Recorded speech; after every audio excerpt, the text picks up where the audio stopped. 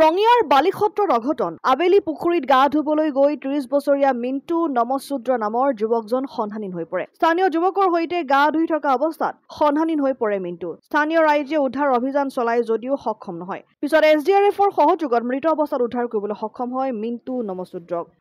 ল'ৰাটো প্ৰায় 4:30 বজাত ইয়াতে পুখুৰীত গা ধুব যাওঁতে নিৰুদ্দেশ হৈছিলে। প্ৰায় 4.5 ঘণ্টামান হ'ল এতিয়া।